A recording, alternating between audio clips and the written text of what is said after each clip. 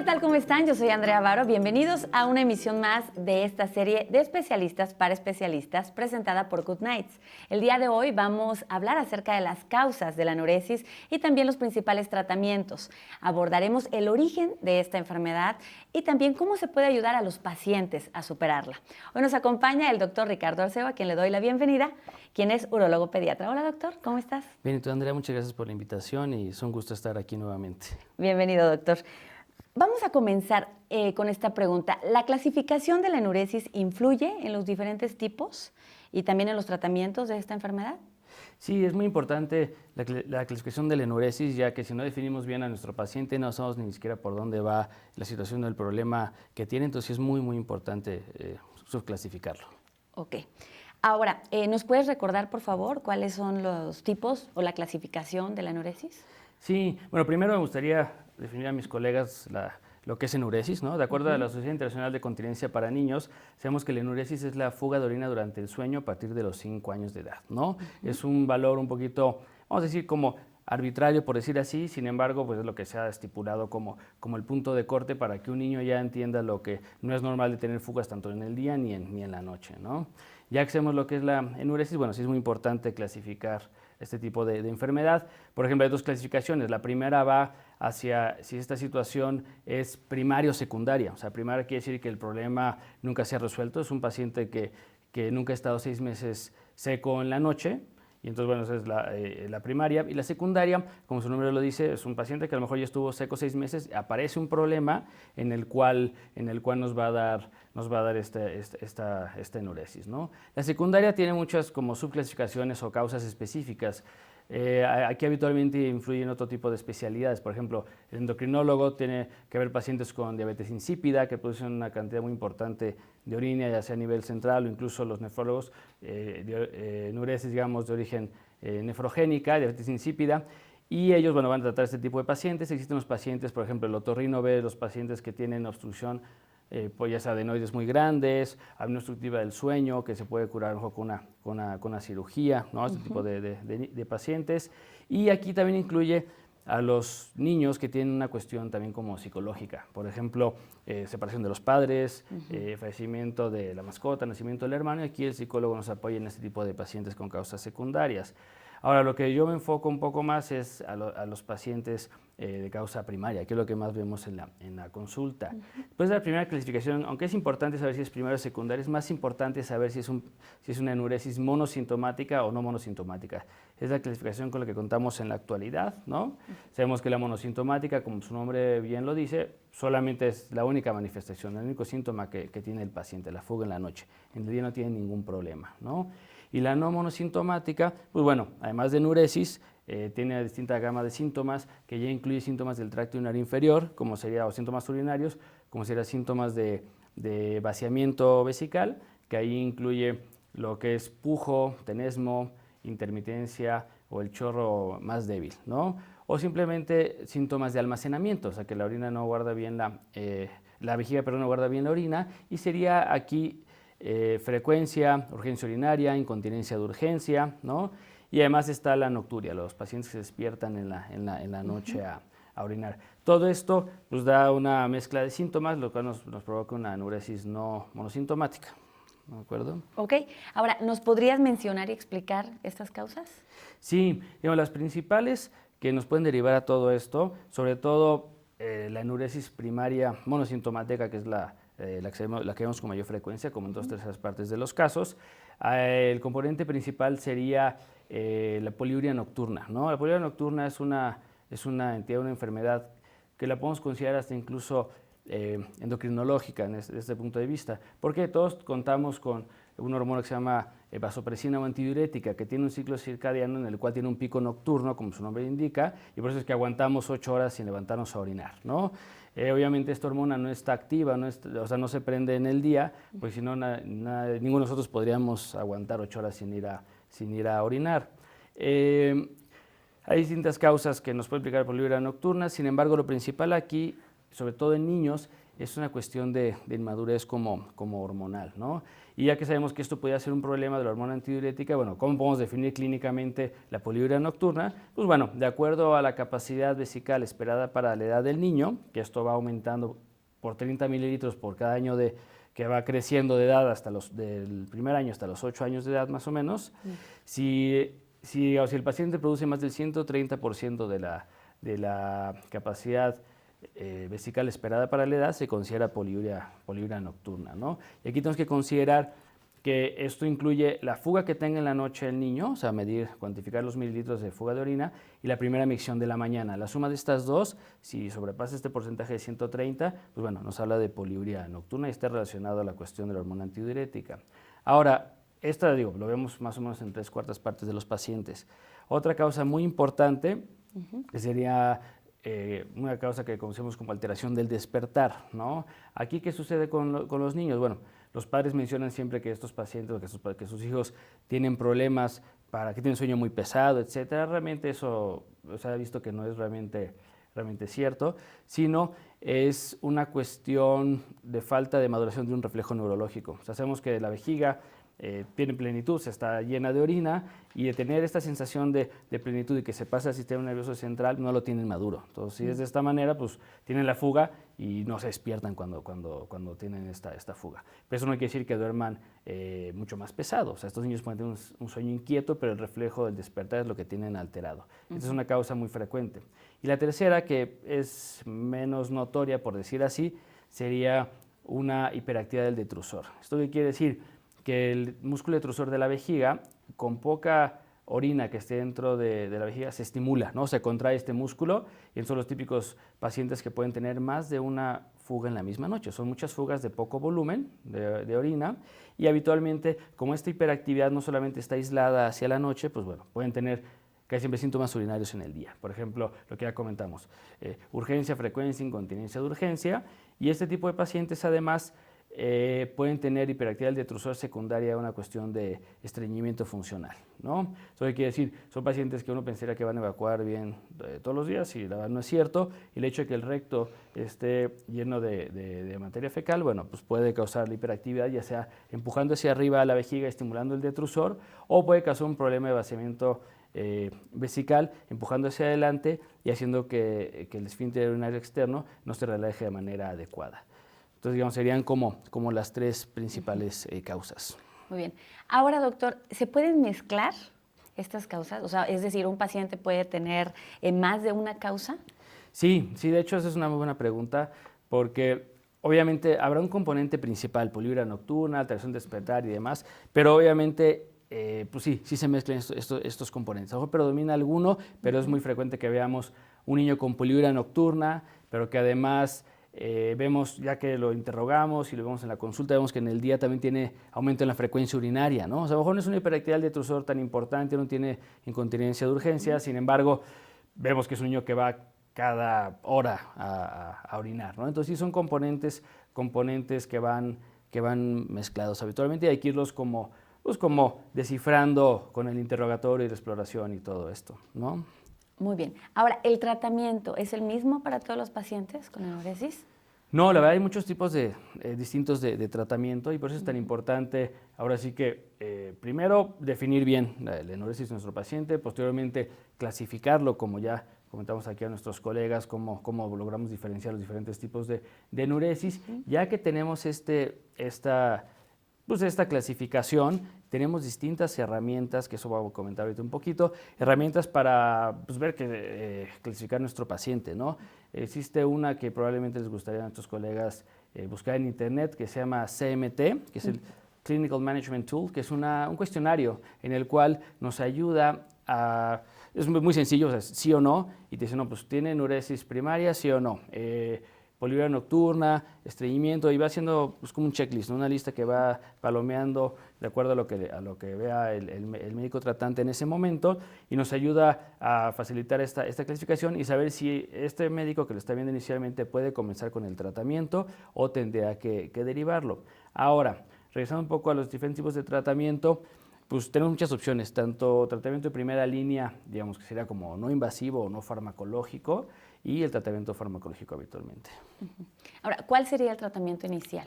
Sí, inicial lo que conocemos, ahora sí que en el ámbito de la urología pediátrica, o igual con el fin mencionado por la Sociedad Internacional de Continencia, sería lo que conocemos como uroterapia, ¿no? Y uroterapia aquí se refiere a tener buenos hábitos miccionales, ¿no? O sea, sabemos, para ver los hábitos miccionales hay que conocer lo que es un hábito miccional normal, ¿no? Obviamente un niño más o menos vamos a decir, 3 años que ya dejaron ya controlaron el esfínter, ya dejaron el pañal, hasta los 8 o 10 años más o menos, la frecuencia de micción que se considera normal sería más o menos entre 4 y 7 al día. O sea, es un niño que va menos de 4 veces a orinar, bueno, eso nos da una idea de que está aguantando mucho, ¿no? O sea, hay niños que se aguantan, hacen maniobras como que parece que bailan, la que conocen como maniobra de Vincent, que es una maniobra que la vemos que hay siempre en las niñas, donde se ponen como en cuclillas y aprietan los músculos pélvicos para no tener fugas urinarias, para intentar que pase este reflejo, este deseo tan importante de ir a orinar, o por el contrario, si van más de 7 veces hay un aumento en la frecuencia urinaria. Nos habla que también hay este asunto. Entonces, digamos, lo principal es evaluar los síntomas urinarios generales, ¿no? Si tiene todo esto, pues hay que dejarle a los padres que hagan una bitácora que conocemos muy bien como diario miccional. El diario miccional es una bitácora de 24 horas que incluye distintos parámetros, volumen de micciones con la frecuencia, cantidad de líquidos que está tomando y el tipo de líquido. También hay que medir ahí si tiene algún síntoma urinario adicional y también se clasifican las evacuaciones, ¿no? Insisto en esto un poco, ¿por qué? Porque muchos pacientes tienen estreñimiento o constipación funcional, es una causa específica, pero si no tratamos el estreñimiento no mejora todo lo demás, esto es parte del tratamiento inicial. ¿Qué utilizamos para clasificar el estreñimiento? Pues bueno, la escala de heces de Bristol, ¿no? Que es una escala universal donde podemos clasificar, es muy didáctica, tanto los padres como el niño pueden identificar con dibujitos qué tipo de evacuaciones están teniendo. Y nosotros como médicos, como ya los colegas seguramente conocen, los criterios de Roma 4, que son los actualizados, que definen estreñimiento funcional, ¿no? Entonces todo esto hay que tomarlo en cuenta, ya que hicimos este diario miccional, el interrogatorio, incluso exploración física y demás. Ya el primer paso antes de pensar en tratamiento farmacológico o alguna otra cosa, como dije hace un momento, sería la uroterapia. ¿Y eso qué le vamos a decir a los padres y al paciente? Primero que es un trabajo en equipo, ¿no? Es lo más importante. Si no tenemos, o sea, yo como médico no tengo una función específica, los padres también tienen un papel muy importante y el niño sobre todo que es el afectado, pues hay que involucrarlo, darle como participación y poder para que sepa que puede hacer las cosas. ¿Y qué le vamos a dejar? Pues unas tareas muy simples, ¿no? Que vaya a orinar o a miccionar con horario, máximo cada 2 horas o cada 2 horas y media, ¿no? Que incluso hay unos relojes que venden ahí en internet o lo que sea, que son relojes especiales para enuresis, ¿no? O sea, se le programan el reloj digital cada 2 horas o cada 2 horas y media y suena y vibra, incluso son relojes especiales en el cual hasta lo pueden bloquear los papás y el niño no puede ni siquiera manipular el reloj ni cambiar los horarios, ¿no? Entonces tienen que ir a orinar máximo cada 2 horas o cada 2 horas y media. Si el niño tiene deseo miccional antes, pues tendrá que ir a orinar antes, ¿no? Además de eso, parte de la uroterapia muy importante es la cantidad de líquidos que ingieren durante el día. Uno pensaría que no, pues si se orina en la noche, pues vamos a darle pocos líquidos. Ese es un error muy grande que comete tanto los padres y algunos médicos tratantes incluso. Es muy importante, de acuerdo a la edad, saber cuánto tiene que tomar o ingerir de líquidos el paciente.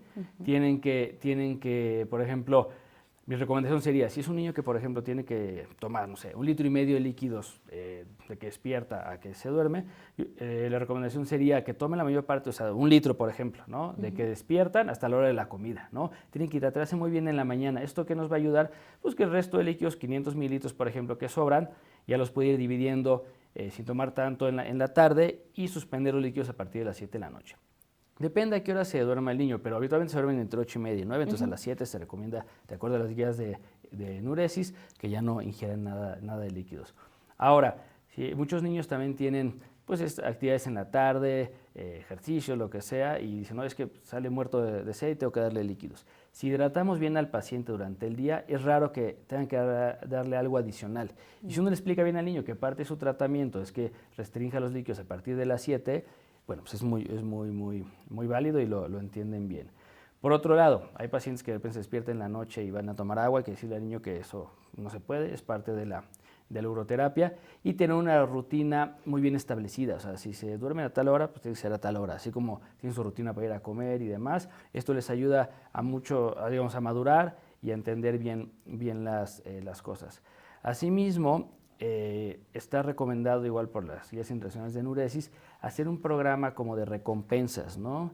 Y esto hay que ser muy claro con los padres, porque las recompensas van dirigidas a que el paciente siga bien esta rutina, esta uroterapia, porque si, por ejemplo, el niño hace lo que le menciona, ¿no? Y a lo mejor, sigue teniendo enuresis, fugas en la noche y no le da una recompensa, pues el niño dice, oye, estoy haciendo el máximo esfuerzo y no recibo nada a cambio y ya se desmotivan. O por el contrario, el niño no hizo caso a los padres, se tomó 1 litro de líquido en la noche y milagrosamente no se orinó y lo premian por ese motivo, pues no está entendiendo el mensaje principal. Entonces realmente es una rutina de lunes a viernes, sigue bien esta uroterapia, pues el fin de semana premiarlo con algún premio, no algo, no un juguete, nada, sino a lo mejor dar una vuelta al parque o pasear la mascota. O sea, el chiste es que el niño se empodere 1 o 2 horas y diga, ¿sabes qué? Bueno, yo decido qué hacer con la familia. Ese sería el primer paso, el tratamiento. Si lo cumplen bien los padres, que son muy pocos, la verdad, aquí, digamos, gran parte de estos pacientes puede ser que hasta se resuelva espontáneamente la enuresis, o si tenían, no sé, 6, 7 noches mojadas a la semana, ahora tengan 2 o 3 y se transforma de un caso complicado a un caso leve, ¿no? Entonces esa sería mi recomendación principal e insisto, tratar mucho el estreñimiento como parte de primera línea. Muy bien. ¿Hay algunas otras opciones terapéuticas? Sí, exacto. Ya que tenemos así el estado basal de nuestro paciente con una buena rutina y buenos hábitos miccionales, ahora sí, dependiendo a cómo clasificamos nuestro paciente con poliuria nocturna, hiperactividad del detrusor, alteraciones del despertar, ya hay tratamientos específicos para cada cosa, ¿no? Habitualmente, el tratamiento que se utilizaba pues, de manera rutinaria como tratamiento farmacológico de primera línea ya hace tiempo eran los antidepresivos tricíclicos, ¿no?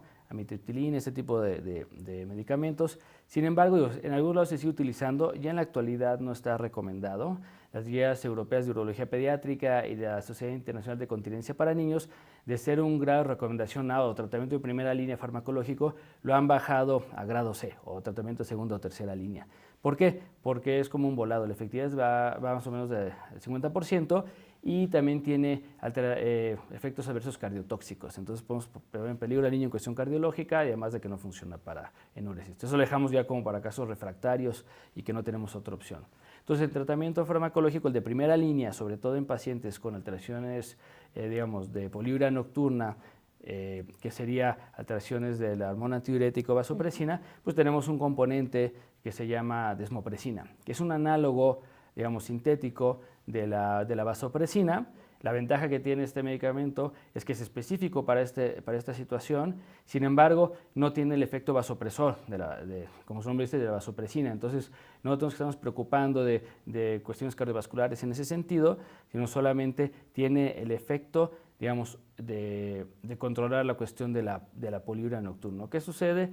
La desmopresina hace igual que la hormona antidiurética vasopresina, se producen como canales de agua a nivel de los túbulos renales, ahí absorbe, hace que baje la osmolaridad urinaria porque se absorbe, todo el agua y se concentra toda la orina, ¿no? O sea, realmente así es como funciona este medicamento. Si está bien indicado, es muy, muy efectivo. O sea, la efectividad se ha reportado en los pacientes con poliuria o con, enuresis primaria monosintomática, que la causa principal es poliuria nocturna por deficiencia hormona antidiurética, va hasta el 80 o 90%. Ahora, aquí de repente tiene la mala fama de repente este medicamento, porque dicen, oye, es que sí funciona, pero lo retiran el medicamento y recurren más de la mitad de los casos. Eso es verdad, entonces aquí depende mucho cómo se haga, cómo se indique el medicamento, ¿de acuerdo? Ahora tenemos unas nuevas formulaciones de desmopresina, donde antes se daban de manera intranasal, donde había menos control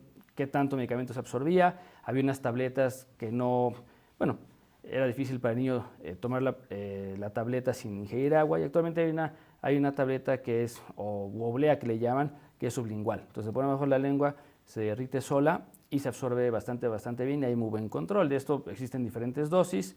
Se recomienda empezar con la dosis, intermedia, que serán 120 microgramos. Aquí es muy importante decirle a los padres que tienen que pasar 2 horas de la última ingesta de líquidos a tomar el medicamento y que se duerma. ¿Por qué? Porque aparte que dijimos que ya es la rutina como debe estar establecida, la efectividad baja, y 2, tenemos un problema como de que le llaman intoxicación por agua, que en términos médicos sería una hiponatremia, porque pues, tanto lo que está tomando líquidos el niño más lo que logra absorber por el medicamento baja el sodio y puede poner en peligro al paciente. Es raro que haya complicaciones importantes en niños, pero hay que tomarlo en cuenta.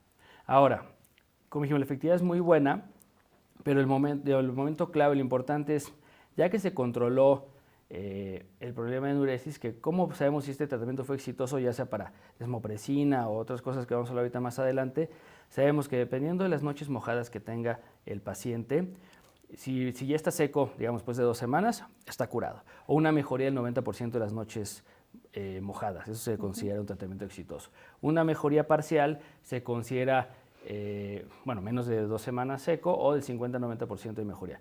Menos del 50% se considera que no es un tratamiento exitoso, y eso es muy importante tomarlo en cuenta porque se ha visto que hasta el 20-30% de los pacientes son como resistentes a desmopresina o incluso requiere una dosis muy alta durante mucho tiempo, ¿no?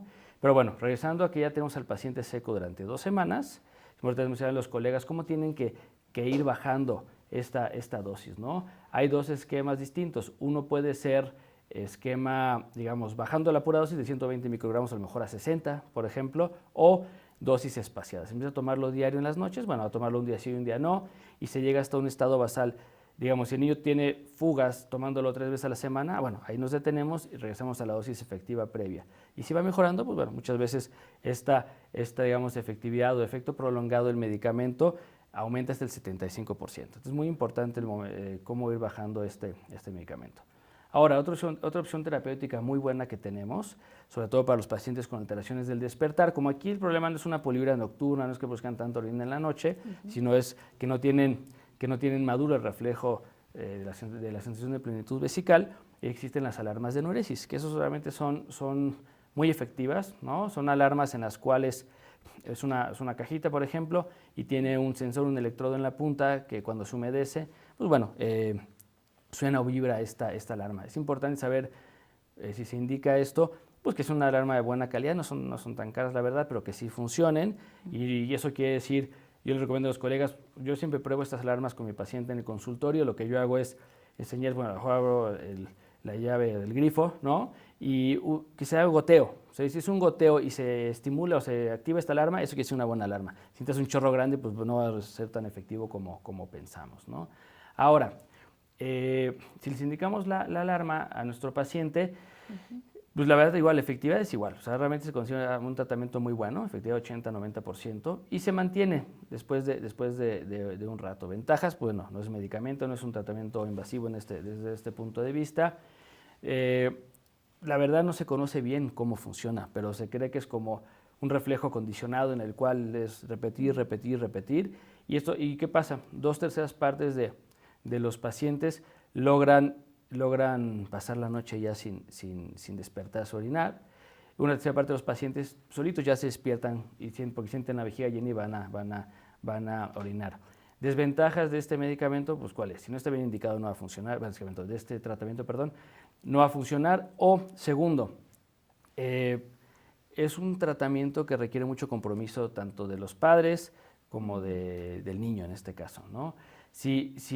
Porque digo, probablemente el último que se despierte en las primeras 2, 3, 4 semanas va a ser el paciente y va a despertarse el hermano, los papás, etcétera, pero para que funcione tiene que despertarse los padres, escucha alarma, se despierta, van por el niño y aunque ya se haya orinado, tienen que llevarlo al baño. Tiene que ser como esta rutina, como reflejo, o sea, es que no importa, te despiertas o lo llevan medio dormido y va a orinar. Si es niña la sientan, o sea, el punto es que hagan toda esta como rutina como si él solito se despertara a ir a orinar. Después de 2 o 3 semanas se empiezan a ver los cambios y la definición es la misma de tratamiento exitoso. Pues si lo hacen bien y están comprometidos los padres sin regañar al paciente y todo, la verdad es un tratamiento muy, muy efectivo. Y también se considera tratamiento de primera línea, o sea, grado A, igual que la desmopresina, es la alarma de enuresis. Un poco más abajo viene lo que son los famosos anticolinérgicos, ¿no? Sabemos que los anticolinérgicos son medicamentos que relajan el músculo detrusor, ¿no? Como sería oxibutinina, otro tipo de anticolinérgicos. En niños habitualmente utilizamos oxibutinina porque es la única que contamos, por lo menos en México, con jarabe, digamos, para calcular bien la dosis pediátrica. Además son pastillas para adultos que es más difícil calcularlo de esta manera.